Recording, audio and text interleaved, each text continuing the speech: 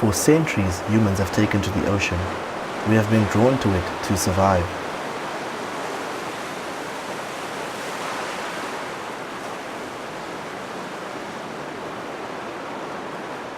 This is a story about men who pull their income from the sea.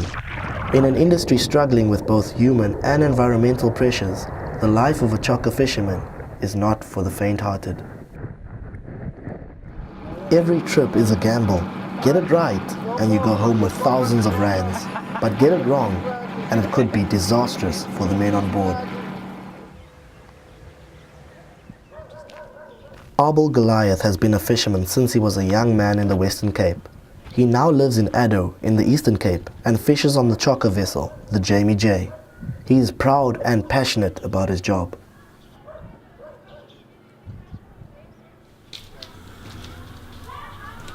Ik werk nu for 33 years on the sea. And what I'm doing, I'm catching fish, chokka, with end lines, and I'm the driver. I see that the engine is working normally. Yeah, the fishing industry is also main income. So this is basically only me who's on the sea, and the others, my son is working, but he's working seasonally, the same like me, but they're not a good income, but mine is the main income from the sea. This is my oudste seun Donovan. Okay. And this is my vrouw Geraldine. Hello. Hello. And that is my daughter Jocelyn. Hello. And that's my son Owen. And that is my baby Chubun. Hello. Ons voel baie af as my pas hier toe gaan, maar ons weet dis die beste vir ons wat hy doen. En ja, ek like hy dinge sy moet op Kersfees werk, want dis eintlik die tye wat hy moet saam met familie wees.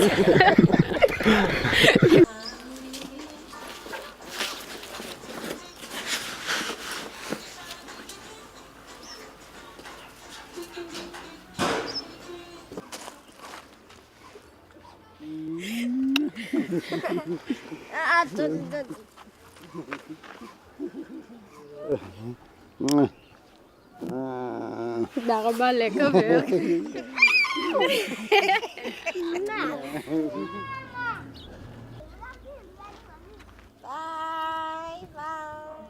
This is Squid Township, home of Vakele James Maxwele.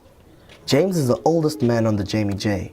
At the age of 72, he still works for weeks at a time, bringing in fish to support his sister, sons, and younger brother. I work at sea.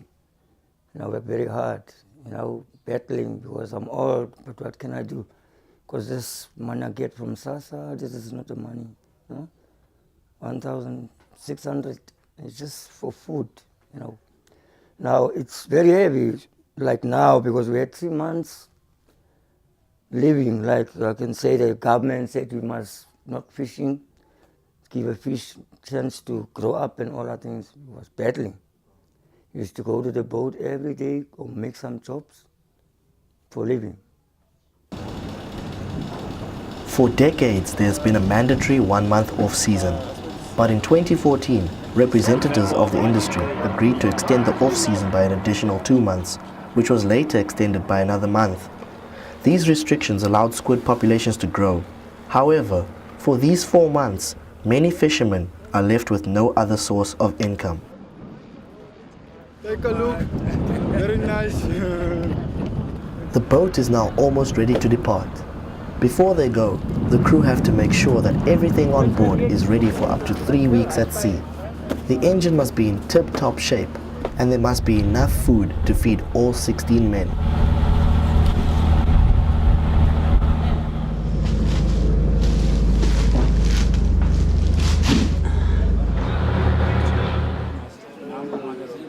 Guys, here's the Jamie J. Let's hope we have a good year. Eh? Cheers, man. Yeah. Before the men go out to sea, they traditionally get together to celebrate the opening of the fishing season. and you go to sea with a promise, and you come home with a promise. You know, that's the day you dock and you know you earn nothing. That embarrassment that you gotta go home with, you know, it's in the back of your head. It's plain, simple. No chicken in the pot. Yeah. Yes, sir. No, that makes me happy. Yes, sir. 2016. Benny Maynard has been the skipper of the Jamie J for 17 years. He has loved fishing all his life and used to skip school to go fishing. It seems he was always destined for a life at sea.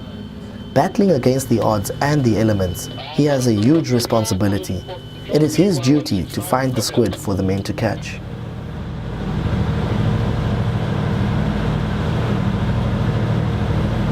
Die skipper nou nie eintlik werk nie, hy werk ondersoeking. Sien, want hy moet die vis vind vir ons om vis te vang. Oh, well, we're leaving port now. First day of the new season. We're hopefully gonna get something, but we've got a lot of stuff still to sort out. It's the start of the winter fishing season in Port Elizabeth. At 12 o'clock, dozens of fishing vessels race to find the best catch.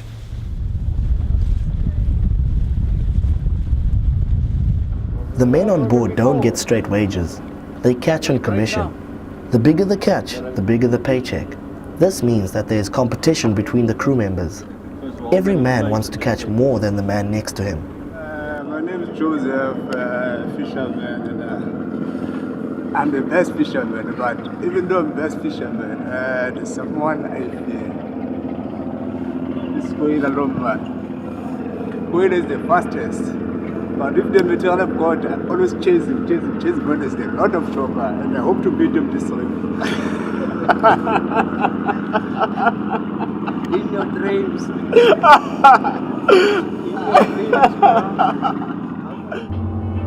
The crew spend a lot of time in their sleeping quarters in the forecastle of the boat, where they chat about their expectations for the trip.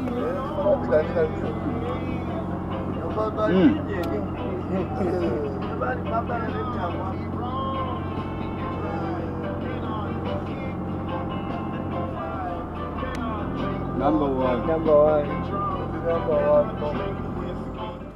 What's going on? Where's the Chokka, eh? Why is it taking so long? It's coming. Is it coming? Later. Later. Yeah. Are you excited? Yeah. You gonna catch lots of Chokka? Afraid. Easy history, so. Yeah, Wala naman 4 category. Yeah, I'm supposed to my brother. Yeah, 5 was done, no?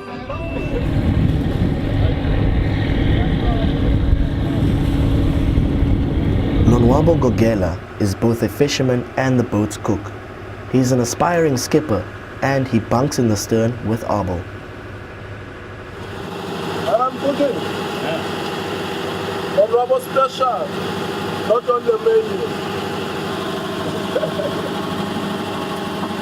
See? What is this? This stuff. Gonna fry onion with tomatoes. That plant we call bisto. Bisto, you know bisto? Yeah, with this tin fish of this paper. I don't know what the fuck is this. Light meat, shredded, tuna in salt water. That's it. The first night of the trip only brings in 52 kilos of chokka, a meager 650 rand of pay. A good trip means that the Jamie J will bring in between 10 and 17 tons, with the fishermen often filling more than a 40 kilogram crate a day. Well, today is one of those days where you just look around from early morning, look everywhere, try a couple of things, try places, and nothing. It's just a quiet day in general. You don't find anything to fish with. The morale of the crew starts going down. And then on top of it all, as you're about to get into the right type of area, you get 1,000 dolphins to come and chase everything away for you. Especially when the crew, it's heartbreaking. It does get heartbreaking. But luckily we know it can change very quickly, and next thing we know, we're catching a lot of fish. So we will always be positive.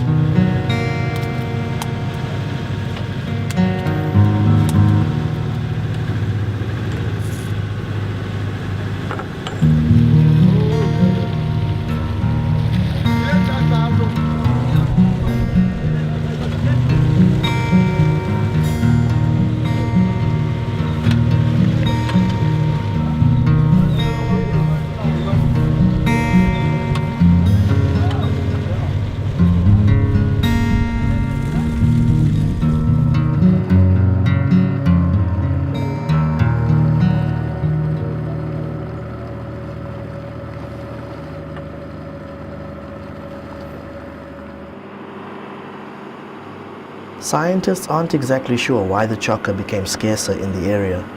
They suspect that alongside overfishing, climate change is a factor. But it could also be down to a natural perturbation. Whatever it is definitely affecting the fishermen's lives. We were supposed to lock this stuff long time ago.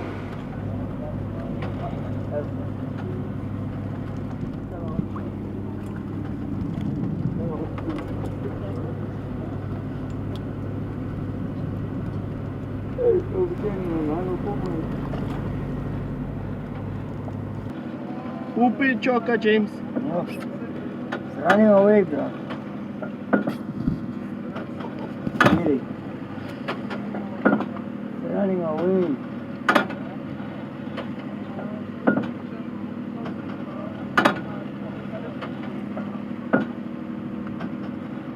It's scarce.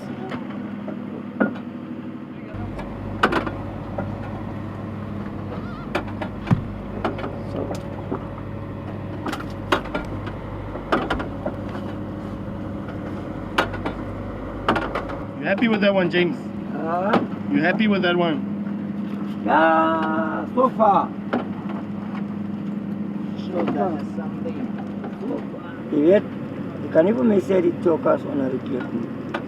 Al die jaren gaan het zo. Als je twee keer wat chokka's kaas is, maar het zijn niet water. Maar ik hoop net, voor het einde van die trip, dat hij ons komt visiten. Maar dat is zeker tijd en punt.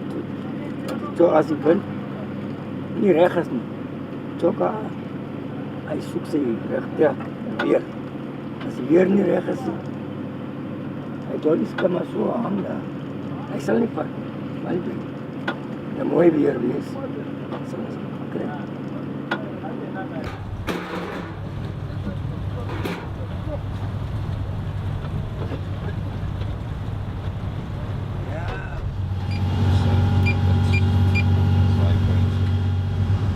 It takes years of experience. We do a lot of phoning around and looking around for fish. We spend quite a bit of time hunting for fish.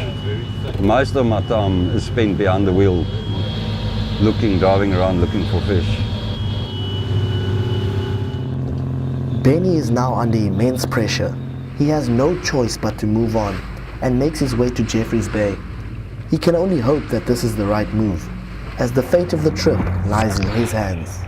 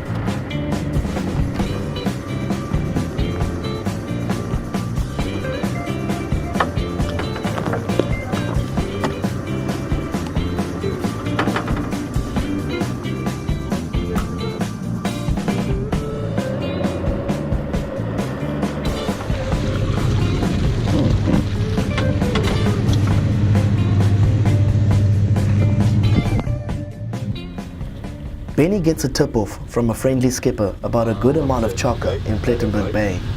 Things have eased off a bit in Jeffries. He goes with his gut and sets course for Plet.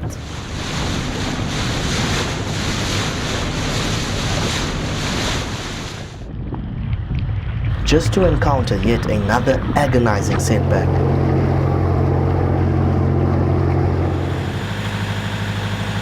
The crew is now stressing about whether or not there will be squid when they arrive in Plet. Net toe die bel nou op sy ouderdom kom, het hy nou soveel gereik dat hy nou nie meer kan vat nie, het hy nog op 'n snap. Nuwe tensioner is aan en ons is weer uit vir 'n wy. The Jamie J arrives in Plet to find very little chokka, just a lot of seals. Nee, die rope is ook maar hulle lewe ook maar van die vis. So ons kan ook nie kwaad raak vir hulle nie. As hulle ook wel 'n stukkie brood het, hulle maak dit. Ons vang maar tussen hulle in, as hulle is, vang ons. En dan as hulle pat hulle, is alles in, en die wat opkom is ons in. So gaan het maar. Dus, maar allemaal onze seelewe, ek kan erop en dolpijn. Dat is onze seelewe. Yeah, mfethu siyibambile inhlanzi. But now ichokka ngoku ayikho isasakile, but besi happy kuba siyibambile, but ngoku silele ichokka isasakile. Maybe noba yes ayizophinda ibuye siphinde siyibambe. Look, when we was starting, it was very, very terrible, because the fish was scarce, man. We couldn't catch nothing. When the camera was here and all that things. And we was worried because the guys wanted to see how we work at sea, that. It's about 2 days after we're going, and then the fish start catching. Everybody dancing, it's just quiet here, nobody talks, and everyone just, we go for it. Yeah, we go for it, yeah. So a little bit better than before. So yeah, we hope that it will be more because we want to pull up the boat. Last way of class, otherwise, very dangerous.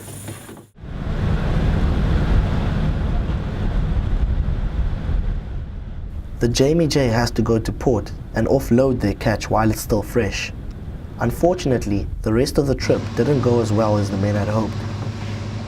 At the end of the day, 19 days on board a cramped fishing boat is tough. In total, they brought in just over 5 tons. This amounts to 62,500 rand, an average of 4,200 rand per man. But the men haven't all caught equal amounts. On a good trip, the men can make more than double this amount.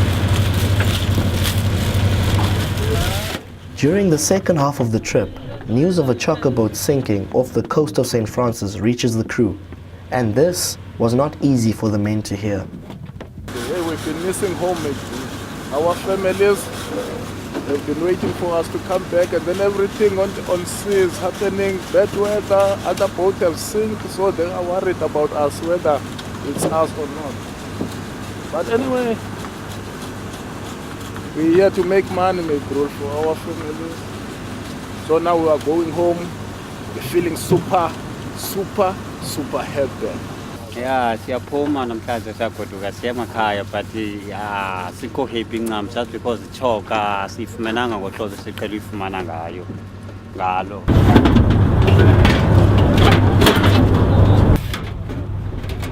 Each man gets paid about 12 Rand 50 for each kilogram of squid they catch.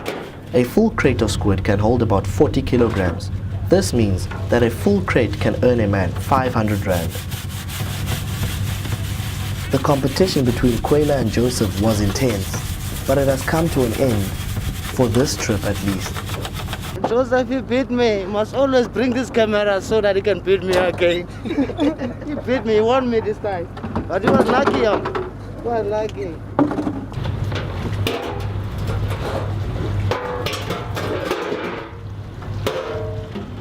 Ik kan niet complain van die trip. Die trip is wel rijk geweest. So, wat kan ik zeggen? De trip is klaar vandaag. Hij is toch aan tijd. Geniet die tijd bij de huis. Kom weer achter een week. Kijk weer wat aangaan. Misschien is het pas een beetje beter. Hoop om die boot vol te maken. A new small-scale fishing policy might be implemented by the government next year. This means that artisanal and subsistence fishermen will be granted fishing rights along the coast. The commercial fishermen aren't happy about this.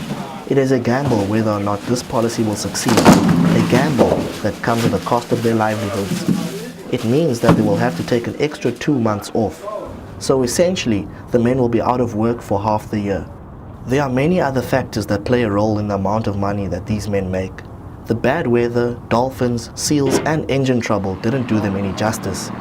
This is the life of these fishermen who now get to spend a week ashore before going out again to pull money from the sea.